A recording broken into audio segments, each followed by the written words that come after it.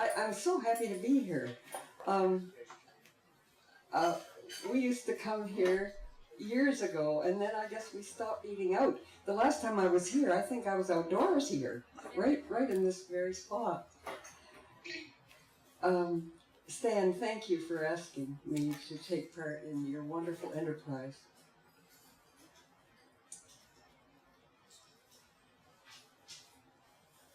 I'll start right in, and then I'll speak a few words about my choices tonight.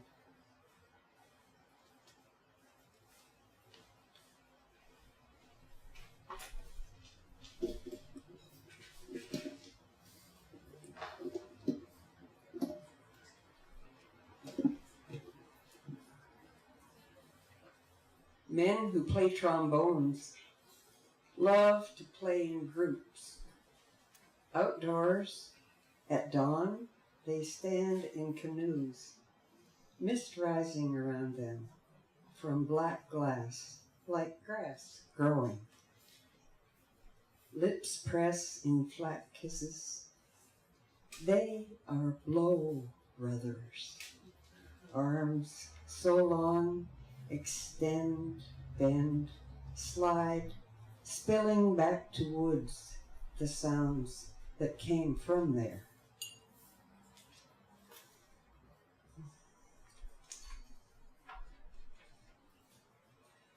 When Stan asked me a number of questions ahead of time, one of the questions was, are there themes that you return to again and again? And I said, yes, there are. There's love and there's death, and there are bees in the backyard. Bees in the backyard includes flowers and trees and animals. And when I put together these poems this morning to read tonight, I noticed that I had some other subjects. Breaking free, lust, rage, and mercy, and different combinations of all of the above.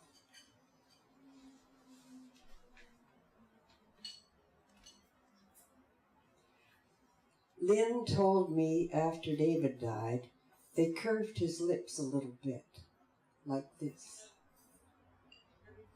into a smile. 2 of his children chose his tie, the one patterned with cows on a green field, for their consolation, and so we wouldn't miss the teacher was a farmer. He'd sometimes say to Joe, I've had it up to here with Fancy. Let's go grab a bite in the greasiest spoon we can find. In the funeral home, he lay with his eyes closed, smiling the little smile. Maybe because of us. Maybe at the huge horseshoe of red roses in a jubilant curve, exclaiming, congratulations on your life. I might want that kind of celebration when I die. Charlie says that when he dies, the service doesn't matter, but the dying does. That we're to rub his chest with our hands while he swims.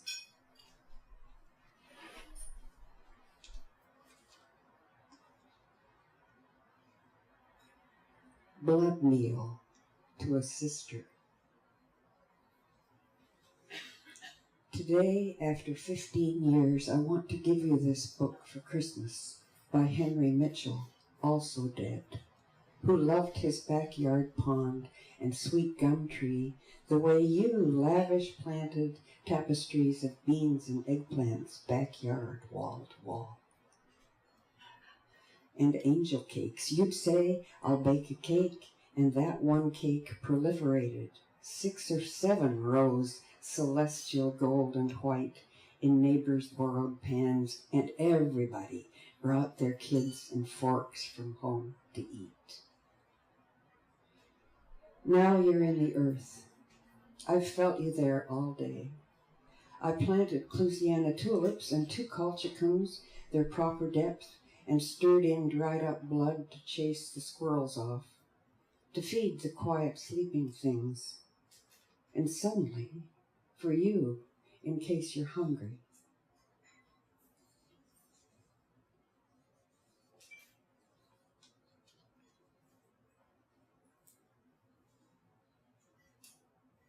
My mother weeps for her memory. Last year we laughed. It isn't gone. It's lolling on a beach just south of San Diego, slow to pick up the phone. Now, neither of us trusts the best friend that it was for all her life. Dazed pilgrim, no goodbyes. It wandered off, leaving her hands waving half-formed gestures, baffled and ashamed. She looks at her shoes.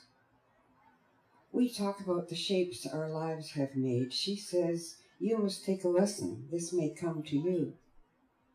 I say, yes, I am watching, Mama. Let's you and I drive west on Oxford Street and south into the park. We'll pick out signs and markers, name the trees and streets and houses of the people you once knew. And in the valley, its dashes and its falls, now dark, now shining, we'll recover glimpses of the river.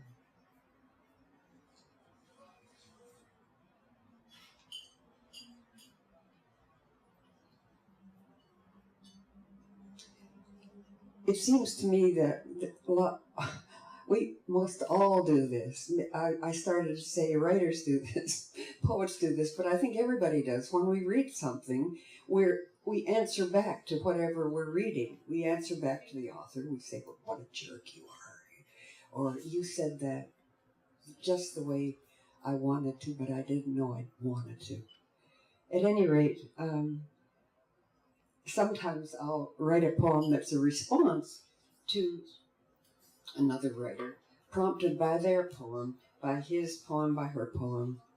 And the first one I wrote after rereading Don Mackay's Remembering Apparatus, where he speaks of no H on the end, as a salutation, a light salutation. This is for you, not just about you. She weeps and ends her loneliness, oh spruce. Something about her utterance of oh makes a woman weep. She writes it down, oh empress, blue spruce in my father's yard. She slows down her syllables to sing, to signify. She magnifies you, astonishing blue spruce. Your once wealthy skirts are scant and tattered now, but oh, let the world behold your wide sleeves stitched this afternoon with hummingbirds.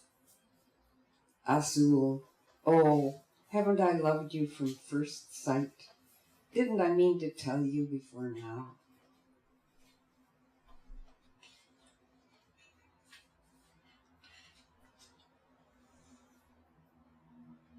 This poem has kind of a feeble title. I've called it Magic. That means I'm not satisfied right now with the title, but it's not a feeble word, of course. This is a thank you for Galway Cannell. He's an American poet who lives, I think, in New Hampshire or Vermont. He says to us, before us, our first task is to be astonished.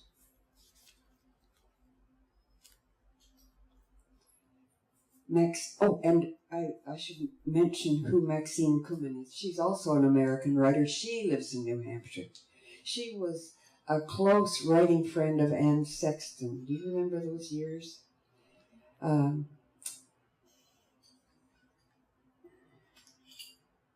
Maxine Kumin's woodlot's duffy floor conjured 18 puffballs in 1 hour. That was October. Today, she watched, astonished, 35 sweet mama squashes leap from a heap of manure. More proof. On my mother's porch, shoots of furled papyrus spiral open into green spokes, whorls of air, umbrella bones. Once, my random thought of lizards elicited them, quick, slipping in and out of a slit in a Cuban stone. Count the wonderments, spun forth from filaments and duff and dust and stones and fertile afterthoughts.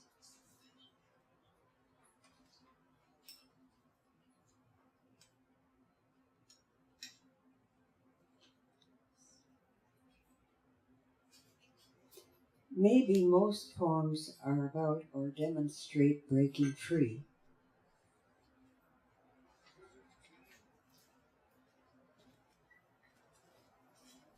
I wrote this shortly after I'd had my right breast removed.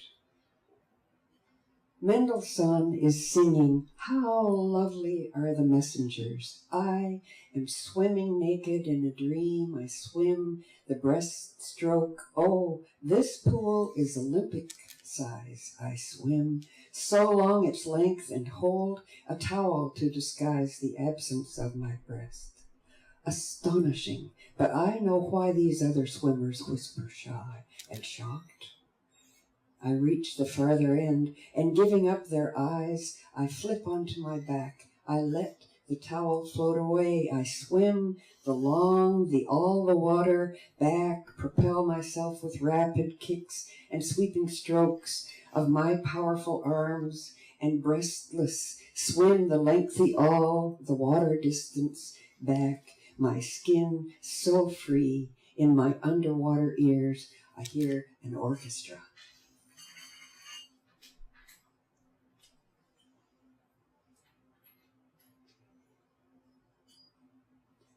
John B. Lee has published a book called After the Seventh Day, and he invited numbers of his friends to submit poems about spirituality and nature.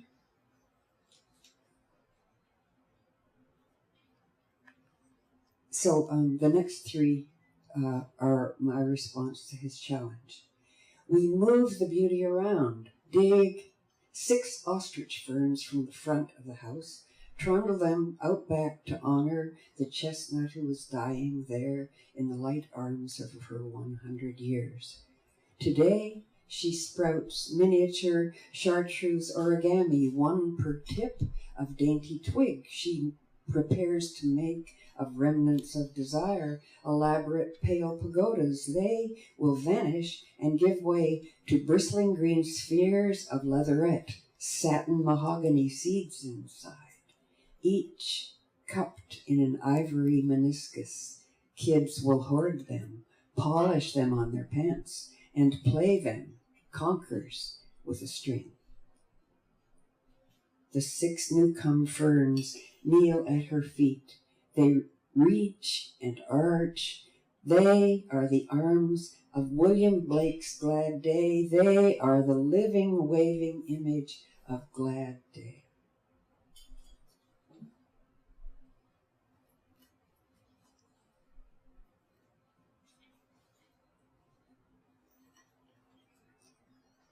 August is cramming her ditches with apples. Bronze silks, tangled tips of fat cobs, blossoms of squash blare eloquent, yellow for bees, for maybe ricotta. Sky is a swarm, Lord, a swarm with your seeds.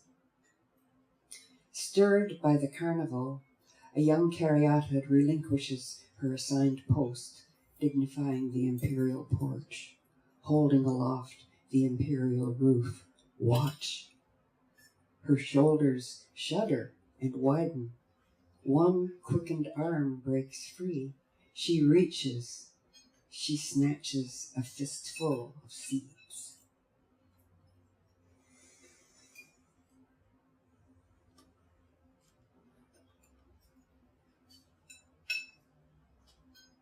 A long time ago, I started reading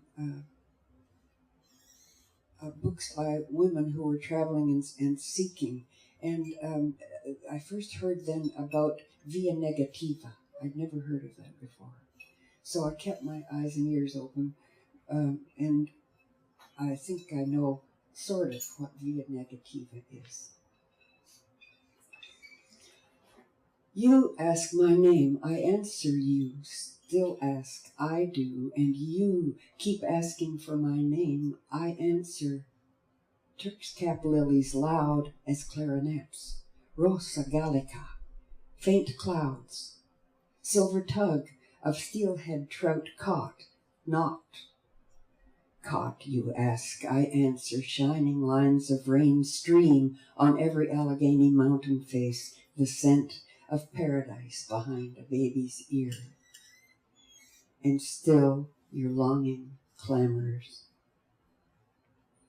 Clasp it, crack it like a hazelnut, let it break your heart.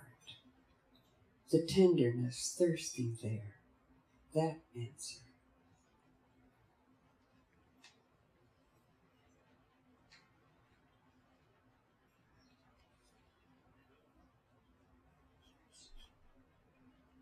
Lust, rage, and mercy. We're coming to the last categories. But don't get too excited. Holy Week, for example, is the title. This is from a period that I spent in Mexico a long time ago. The city throbs with it. Every flower thrusts forward a pistil bold as a cock.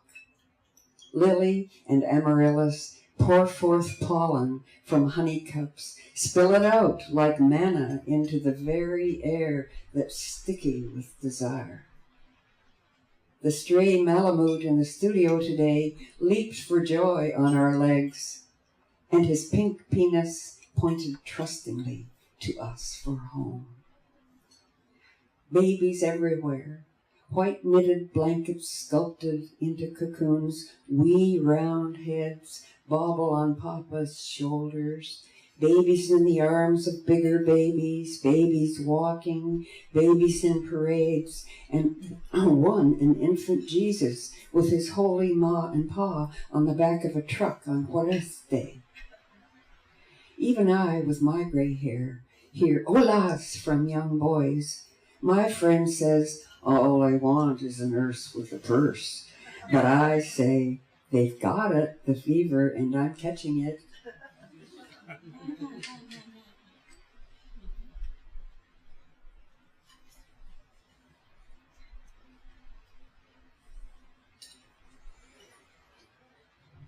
Pruning. Isabel is on chemo. 2 down, 3 to go. Today she feels quite well. Her appetite is back, and the lentil soup she makes smells really good to her for a change. It's cubes of carrot, little arcs of celery. For vanity, she wears a paisleyed scarf snug to her brow, her ears, and tied behind. A babushka, like the grandmothers wore in more modest days, when a woman didn't tempt another woman's man with the gleam of her hair. Nor did she rage out of doors against the crazed cells invisible inside her, rage like Isabel with pruning shears, brutalizing fruit trees in the yard to stubs, as if they are her puny-hearted husband who tended them before he left her bed to bed another woman gleaming. Even before her hair fell out, her heart fell out, got lost somewhere, and now she rages back, chop by furious chop.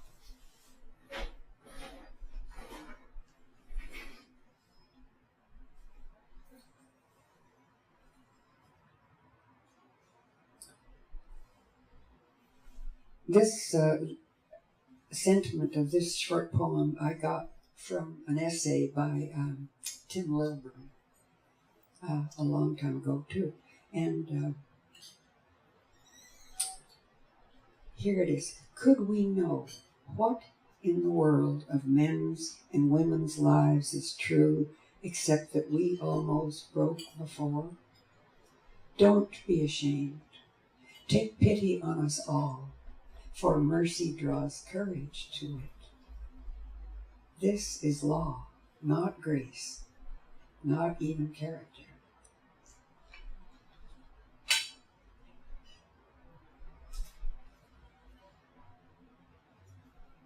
Finally, I want to leave you with something I don't want you to forget. Upon my death, instructions. Let there be woodwinds at the funeral. Pile my pyre high with old furniture, and let it burn for 3 days. Let friends and strangers bring theirs, chairs, china cupboards they no longer want, in memory of me, and add them to the fire. On the 4th day, let the tide pour in on ashes, iron nails, my numerous teeth, and sweep all out to sea. Then will the sand be smoothed as the brows of those who came and went. Let them forget my name, and let the woodwind players go home to their strict beds, and in the morning waken to new contracts with rich European orchestras. Thank you. It's a pleasure.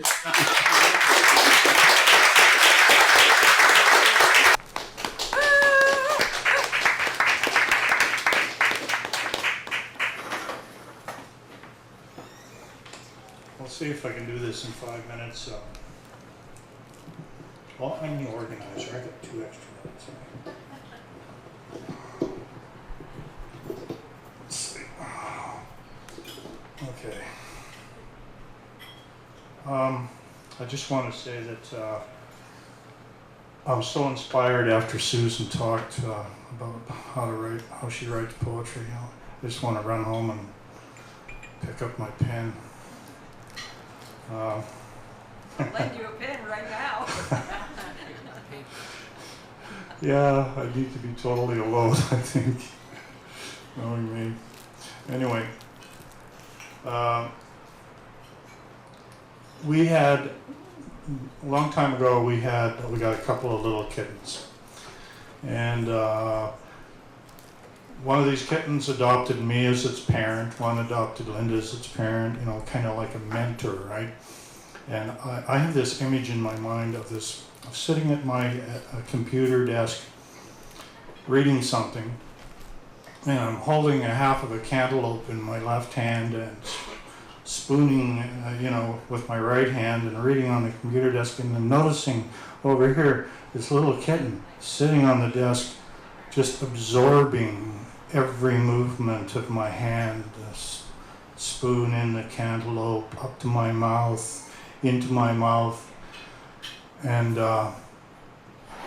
this kitten became a fruitaholic. As it grew up, it was nothing it liked better than fruit. I mean, it's still weird to me. With that rough tongue, it would eat a banana right through. And a watermelon, it'll slowly dig a hole, grinding it away, or an apple, any kind of fruit, didn't matter. I learned that from me. And I remember now myself as a little boy. My father, a farmer, never talked very much, but I remember that same concentration in my mind when he read a poem that he wrote. And at the time I was a little kid, I thought this was pretty inspiring stuff. This was like it rhymes and everything. The one I loved the most, I remember 2 little lines. Slip sliding the snow of the prairie, and he was a farmer from the prairie. I guess this stuck in my mind, and that's why I'm interested in poetry, and that's why we have this open mic here, if anybody is interested in cause and effect, right? Anyway, I found those 5 poems a while back in a box of my dad's stuff, and sure enough, 4 of them were just as hokey as I remembered, but I remembered them really clearly, even 63 now. The 5th one, he never read to me, and I can see why.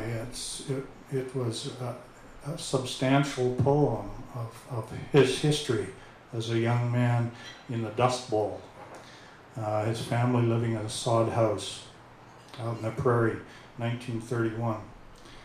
So I thought, it's too bad this never got published. And I've been sort of reworking it myself. There's no way it would get published as it was written. But I'm going to try one day. And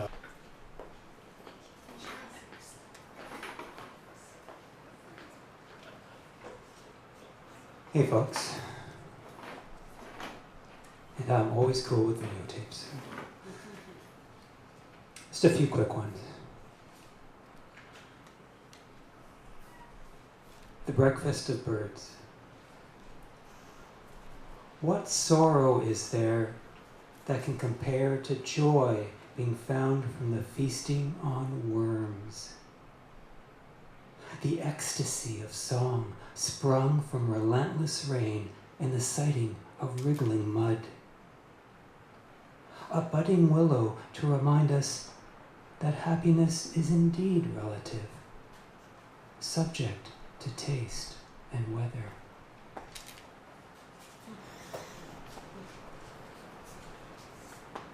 And this one is another seasonal poem.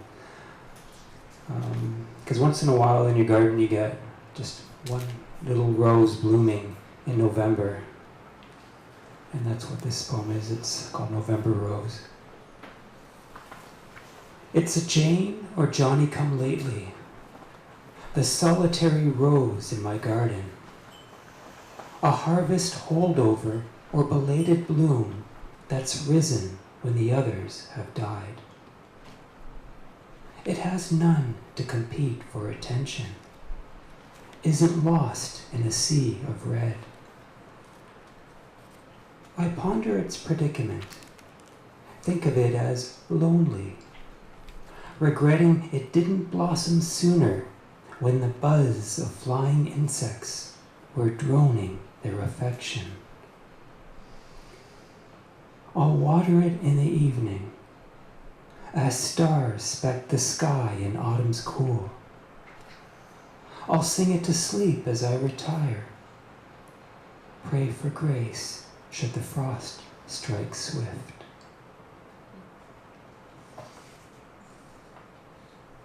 And this one's a new one. This one's also a rain poem. I think it's raining, so perfect. It's called On Our Getting Soaked. It's monsooning, at least as far as we're concerned. In this city where we complain when it rains and again when things wither from its lack. Nevertheless, the reason for our grumbles is valid. The umbrella we share has a tear, one of its ribs jutting forth, ready to randomly poke a passing stranger in the eye. And a gale has turned the already battered thing inside out. Not unlike my heart the night you murmured my name in your sleep, that still skips a step when we meet. Like that gleeful little girl on the sidewalk, splashing her boots in the puddles birthed of water with nowhere on earth to run.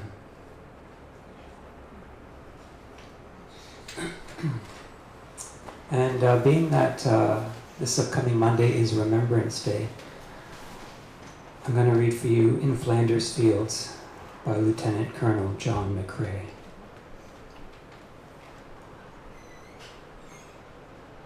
In Flanders fields, the poppies blow. Between the crosses, row on row, that mark our place, and in the sky, the larks, still bravely singing, fly, scarce heard amid the guns below. We are the dead. Short days ago, we lived, felt dawn, saw sunset glow, loved and were loved, and now we lie in Flanders fields. Take up our quarrel with the foe. To you from failing hands we throw the torch, be yours to hold it high. If ye break faith with us who die, we shall not sleep, though poppies grow in Flanders fields. Thank you. Thank you very much.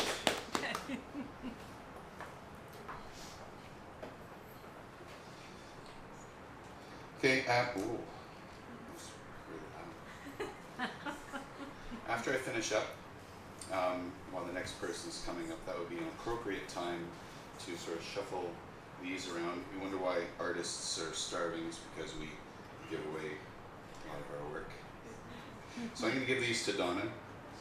Seems like she's the one organizing it. These are peace stickers. They're one of my earliest artworks. When I first became an artist, for a very compacted period of my life, people would say, well, I can never be an artist. I can't even draw a stick man. And I heard that so much that I developed a stick man character. His name is Stick. No C, just S-T-I-K. I made some animation films, bookmarks, postcards. I had a little zine going through a lot of the comic shops here in London back in the day. And of course my infamous stickers that are probably on walls, children's notebooks. I would guess about 50 or 60 countries around the world, which is very, I think that's really cool. I want to talk a little bit about, well, I wasn't planning on telling any stories, but I see everyone else is telling stories, so I'm going to as well. And I was talking a little bit about the creation of poetry, and I heard Susan's wonderful rendition of sort of splattering words around the pages and seeing how they coalesce to form coherent thoughts and the like. My method is rather different. Alcohol is the inspiration, not too much. You get really sloppy, but I always find, after a lot of my work is very painstakingly detailed. So after 6 or 7 hours of not leaving my drafting table, my art easel, and having spent so much time concentrating, I like to loosen up and have a couple beers. Usually when that happens, on occasion, I hear words start flowing through my head. A lot of times they'll just have that experience, they'll come in, they'll go out, and that'll be it. Other times they'll be like, wow, I really kind of like that. So what I do is I continue drilling it into my head so that by the time I walk into the house, get a piece of paper and write it down, I haven't forgotten it. So it's, and this is one of those poems. I had just a couple lines going through my head, and the process for me is to get those few lines out and then see where it goes. And at the end, I'm kind of like, so that's what I wanted to write about. I use dictionaries to help me quite a bit. I find language and communication quite fascinating. Every once in a while I'll just flip it open, and I came across a word called pedagogue. And the definition of pedagogue is to quarrel or quibble about insignificant things.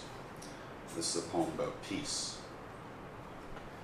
How goes the battle, my brothers and sisters, to keep our ozone intact so we can stave off all those nasty blisters?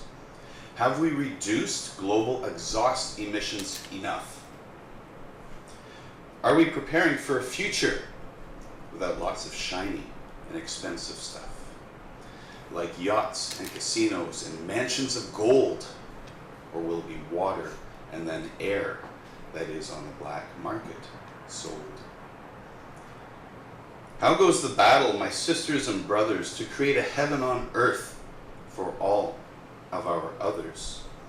Have we replanted our wild lands and filled the skies with birds?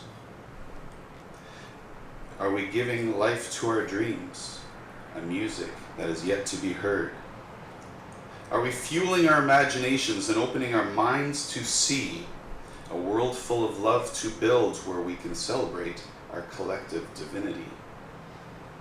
How goes the battle, whichever one you've decided to fight? Are you being conquered by your fears, Or are you being your brother's and sister's light? And while I'm asking all these questions, with my great big smile, I'll lean in a little closer to ponder. Is it all worthwhile? For even if we become our peace lasting a long, long time, will not confusion yet again arise to find ways to patronize this rhyme? Thank you very much. Good.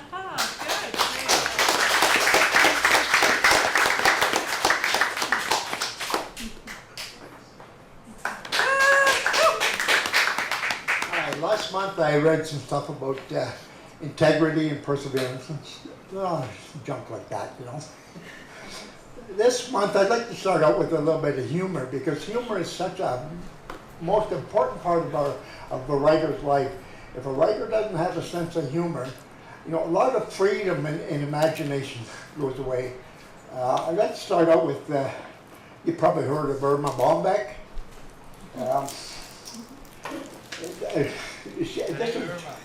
Yeah, good old Irma. This is a chapter called "Have a Good Day."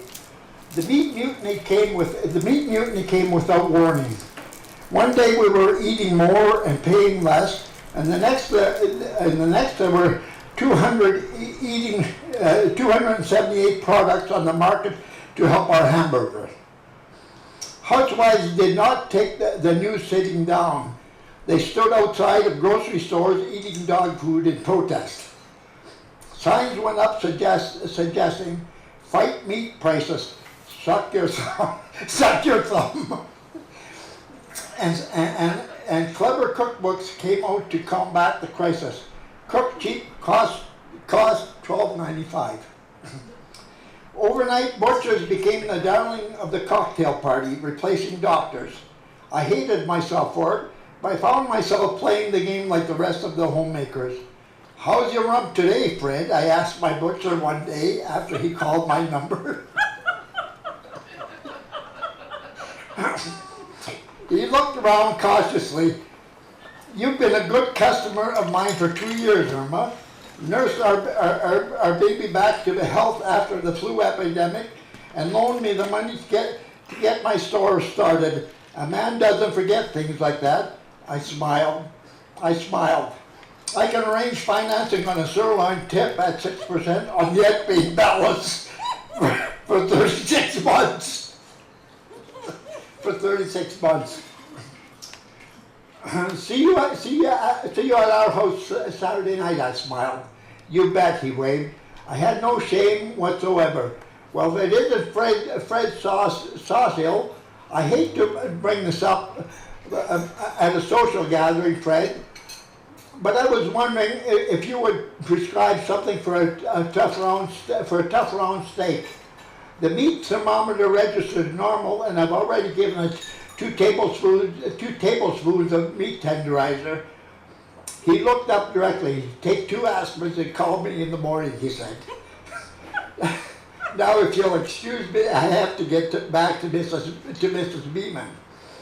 She has a sty in the eye of her round." I stood there in a daze. Somehow it did me a world of good just to touch the hand of the man who had touched a standing rib.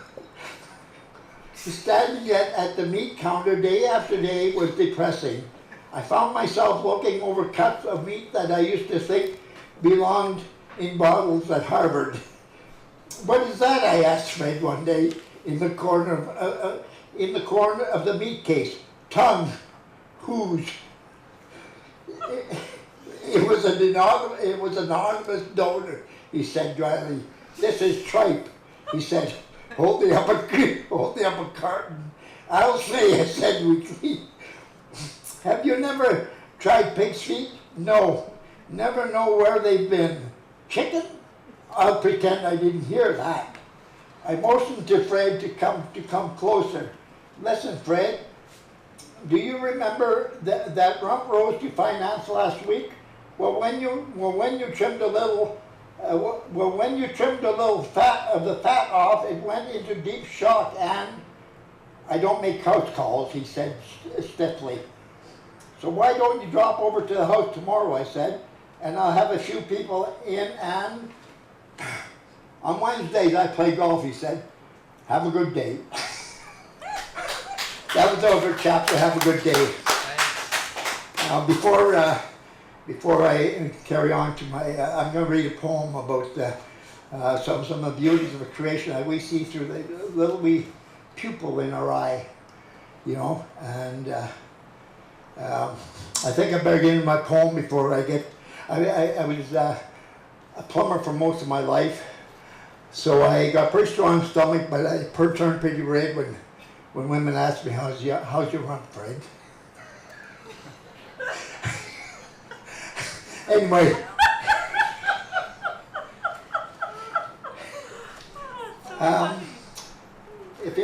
this is a very picturesque poem, and if you like, maybe you can close your eyes and just kind of picture it in your eyes, in your mind. Butterflies, buttercups, and bumblebees, dipping and dancing in the breeze. Sparrows and squirrels and summer sunshine all bring me humbly to my knees. Meadows and mountains and marble veins and fluffy white clouds in the blue sky. Gracious God's grandeur, oh so galore, seen through the pupil in my wee eye. Rivers and raindrops and rainbow hues, reflecting God's love as a glorious umbrella. Pebbles and palaces and princely poodles and velvety voices singing a cappella. Feathers and fawns and fat freckled frogs and brilliant birds that bob on the wing. Ducks and doves and dales of daisies and buds that bloom forth joy in the spring. How then can man be so cold? How can he uplift his brow? How dare he ignore the almighty Creator? How think he that man's so tall? Can the might of man make a mere mite of all these wonders he hears and sees? If a man won't acknowledge our God, tender moments fled away on the breeze. Perhaps there's a plank in his pupil, but forthwith he can set it free. If he seeks our God for his wisdom, he'll have a heart change, then he'll see. The other one is, do I have time for one more? Yes. This one is about the beauty not only of creation, but of reaching out to our fellow man around the world. Every man is as important. Every man comes from an egg and a sperm just like you and I. Every man around the world. And we've got to reach out to each other. This one came to me. I was in Sault Ste. Marie at a conference. And right after supper, I went for a walk. I came back, and the gentlemen were tossing bread from a bridge over the St. Mary's River, a boardwalk over. So I went to toss bread with them, and all of a sudden, just the pictures just livened up to my mind. I rushed to my motel and wrote this in about 10 minutes. Beside the St. Mary's River I stood, on a boardwalk that resembled a bridge, tossing fresh bread to floating ducks in midwinter as cold as a fridge. Some shelves of ice along the shore made a frosty frame for those friendly ducks. I wouldn't have traded the beauty I saw, not even for $1 billion.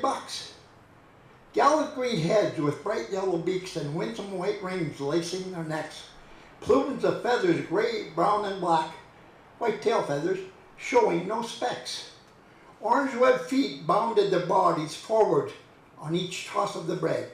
I couldn't help noticing the warmth I felt and the melody that played in my head. It was dusk, but the ducks did dance, rays of sunshine into my heart. Of this whole scenario, I knew my loving God had made me a part. Then he quickened his loving light and wisdom to my heart and mind. He said, "My child, 'tis yours to enjoy my many graces, for I am so kind. Now you must treat your brothers as sweet, no matter the race, state, or creed. I want you to hand your brothers the bread that fulfills their every need. I am the bread of life to feed, but I need your willing hand to share with all my everlasting love, their manna till the promised land. Oh, God is gracious is St. Mary's River, ever flowing so mild and free, where my dear Lord, through those dear ducks, showed the beauty that could flow through me.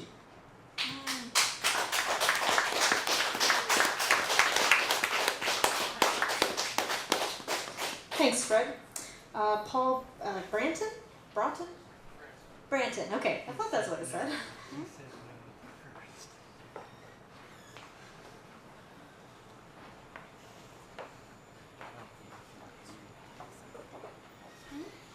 Thanks, Stan, for all the encouragement. This is for us. I help a young lady ride a horse, and what a smile and twinkling of eye and quick wit. She has MS. I hold her back as she rides on and feel her bone and sinew and strain. Head up, eyes forward, shoulders back, she repeats. As time walks on, I feel her strain, though bobbing head fatigued. She won't give in. Just one more time, she says.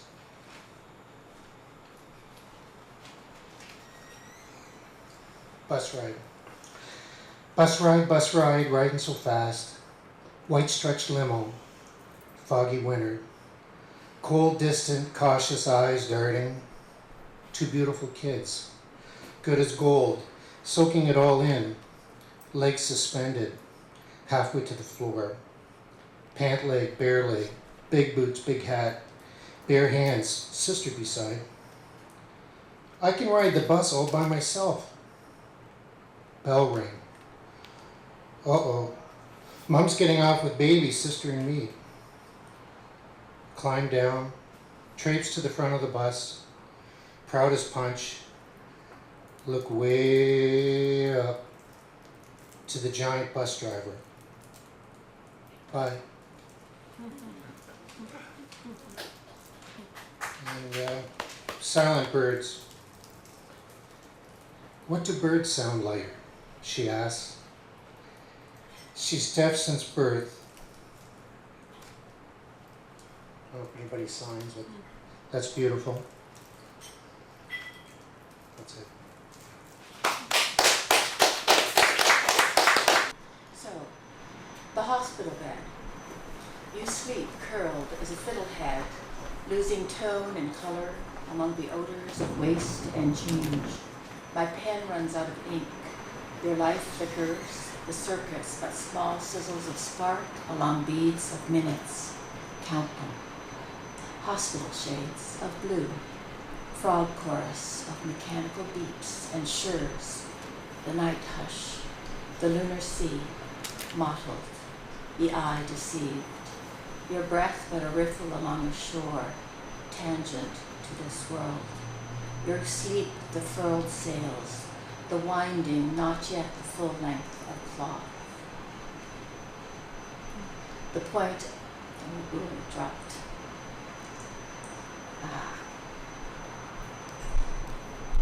The winding not yet the full length of cloth, and near the final wrap of shroud, one star, the point on the arc, where grows the newest moon. I spent a lot of time in nursing homes. So, on the second floor of the nursing home, they have the wings for the residents who are entering dementia. One must punch a code next to the door to enter or exit. One must be able to remember. The window of the door is dark from the outside, but I am told that from the inside it is quite different. There is a mylar sheet attached to the window.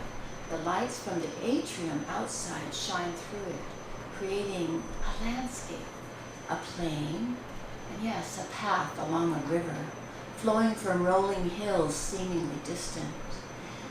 In that hall, when a resident sets out from her room pushing her walker, she is going home. She has something to do. Before they hung the mylar sheet and she could not get out to do it, she used to rage and bang against the door, calling out, help me, I want to go home. Now, she comes to the door. She sees the plain, the undulating land, this green mauve plain of the spring when humans came to be. She sees the path where she shall travel, thinking home, that home, the garden of childhood, when she ran and plucked and tumbled those strings of being. The path reaches ahead of her. The clots in her brain stand still. The paths twist. She stands at the door and reaches out into it, encountering glass, the mirror of return, of the unending hall, the doors opening to the cells of memory, each one, and she turns and slowly goes back down to her door, to her bed, to the gravity of undoing.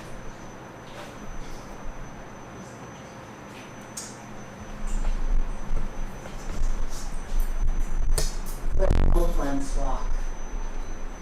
They have tended the same garden through retired suns, on arc of old heat caught in trellised rows, gloved hands to their trowels, backs to the stoop, spring color spot prim against careful edges, glimpsed in the rounding corners, that sweet neatness. Now, her eyes are blank, his hands are tender, to her elbow, as he turns to watch the speeding cars go by, to walk her, hold her through more days, these waves of color, and in her pale skin to trace the lines of forgetting, to whisper her name, careful of these few more minutes. Thank you. So here we are at Mykonos. This is a poem about leaving Greece. There hasn't been a lot of drama or romance in my life, but this was a big thing when I got kicked out of Greece. I was working in a school, and I'm going to tell this story because what the hell, right? Everybody's telling stories tonight. And I earned my bomb back. Hey. So I was working in a school, and I'd been working there for several years, and I went into on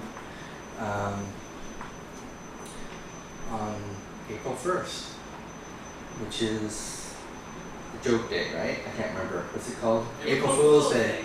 Yeah, to get my work permit, because I usually came in late. And like literally near the end of the school year. I was Canadian, and it just took longer to process. And of course, you know, at that time in Greece, you know, there wasn't a lot of computers, and you know, there was these dusty stacks of files and whatnot. Anyways, I went in to get my work permit, and they said it wasn't granted this year. You have 2 days to leave the country, and so the trauma began. My kids, and I really think of them as my kids, all the students, you know, I had students from about age 7, 8, all the way to their 20s. They were devastated that I was leaving. I'd been with them for 3 years, and we had a really close bond. And yeah, in the last half year, I guess, as I was leaving, I actually had a girlfriend that year. In my last year in Greece, and I was learning Greek a lot faster as a result.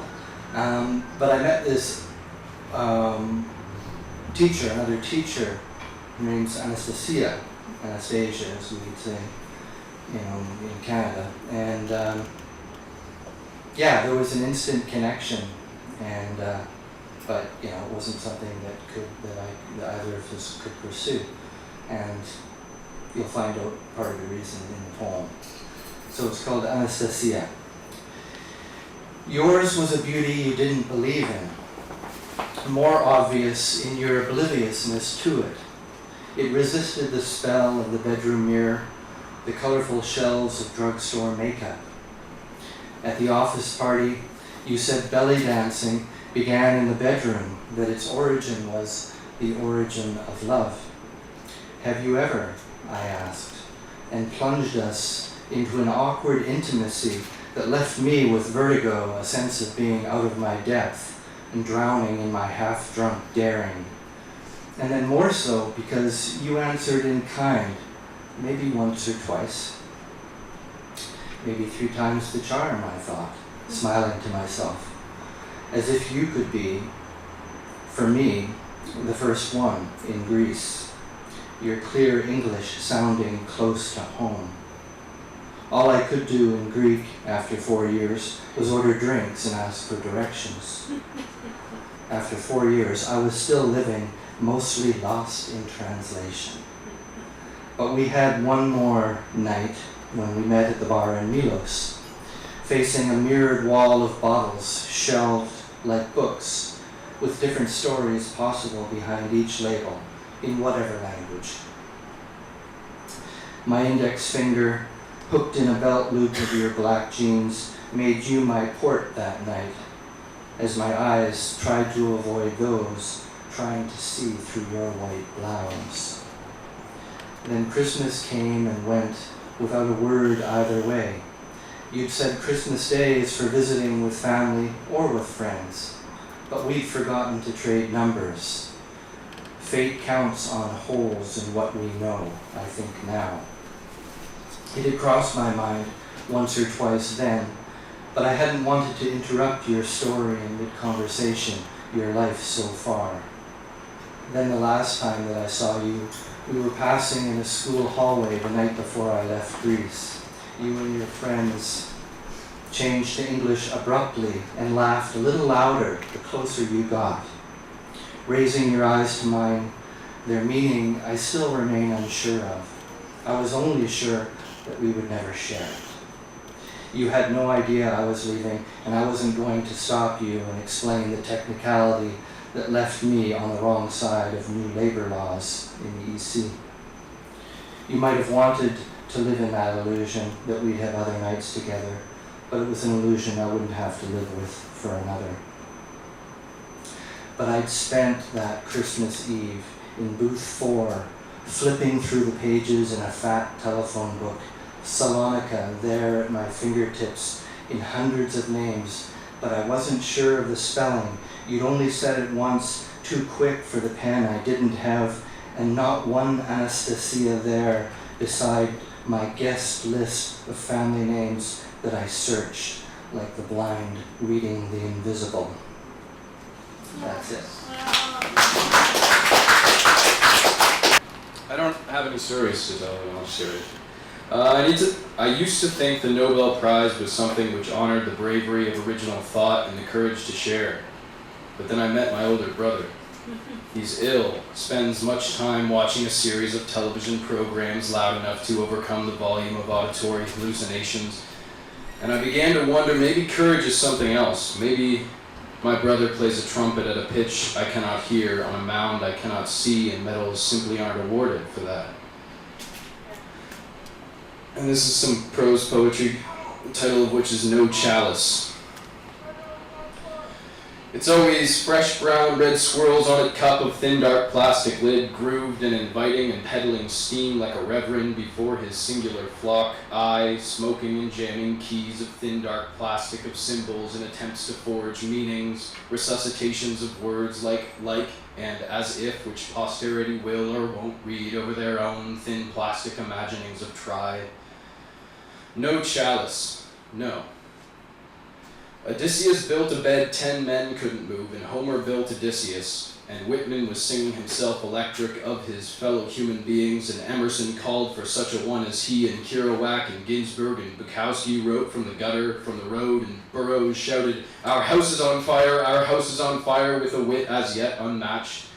Satirical genius captured thoughts in ink as they came into the quivering, lubricated asshole of posterity, grinning bloody grins. It's always fresh brown red swirls on a cup of thin dark plastic, and the meaning hasn't manifested as the birds twitter down stunted self-assuming hallways, and the murals watch smirkingly in the Odyssey is no longer round the cape but round the clock, trying to forge something more than always fresh brown red swirls on it, cup of thin dark plastic posterity and want of song, want of life, time passing in the faces of the people on the bus, time passing in text messages and not message-riddled texts. Sent 4:15, received 4:21, replied to 4:34, and replied to again, and so on and on. And the house is burning, and the thin dark plastic cup of always fresh is burning, and the cold black tongues of smoke licking an indifferent sky and swirling with the rest of the burning mess and carnage, and the oceans choking in the odyssey of the whale consists in not being harpooned severally, and our odyssey the same. And Homer built Odysseus, and Odysseus built a bed 10 men couldn't move. Thanks. I love it. Thank you.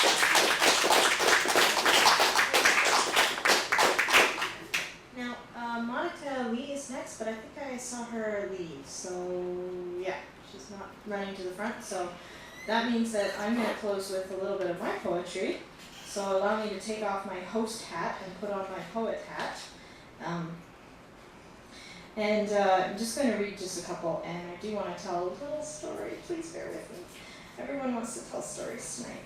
So this poem was inspired by a dream that I had, and it was about a man who had gone to see an oracle in a cave, and with his wife, and they wanted to know if they would ever have children because he wanted to have a son. And in the dream, they find out, yes, they're going to have a son, but one of you is going to die in order to have this child. And so it was a very startling, and that was the moment that I woke up. And so it was a very kind of sharp gut punch kind of thing at the end of this dream. And so I wrote this poem, and it's called Clairvoyant. She speaks, I close my eyes, inhale. I see him, tiny fingers and toes, hair and eyes just like his mother's, in green onesies and bibs with dinosaurs. I see blue walls, model race cars, baseball gloves, a yellow bike, grass stains on blue-jeaned knees. Later, a car in the driveway, and girls he thinks I don't know about.